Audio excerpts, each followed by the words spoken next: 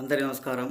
రాష్ట్ర ప్రజలకి, శ్రేయభిలాషులకి, ప్రతి ఒక్కళ్ళకి శ్యామల వైఎస్ఆర్సీపీ పార్టీ కార్యకర్త. మరి శ్యామల, నీకేమో వైఎస్ జగన్మోహన్ రెడ్డి గారి మీద దృష్టి, మరి నీ మీదేమో వైఎస్ భారతమ్మ గారి దృష్టి పెట్టుకొని ఉంటుంది.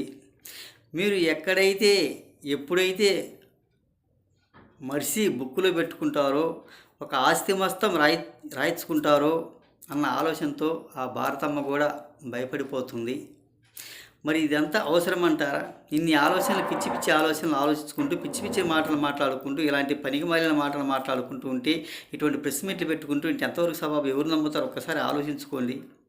నీ దృష్టల్లా జగన్మోహన్ రెడ్డి గారి మీద దృష్టి, నీ మీద దృష్టి ఏమో భారతమ్మ గారికి, ఒక విజయమ్మ గారు, ప్రతి ఒక్కళ్ళు కూడా నీ మీద దృష్టి పెట్టుకున్నారు. ఆస్తి ఏమన్నా కొట్టేసుద్దేమో అన్న ఆలోచనతో ఎప్పుడు ఇటువంటి పనికి మాలిన మాటలు మాట్లాడుకుంటూ ఎదురు చూస్తూ ఉండటం తప్ప దేనికి పనికొచ్చేది దాన్ని మాత్రం కాదన్నట్టు ఉంది. ఒక్కసారి ఆలోచించుకోండి.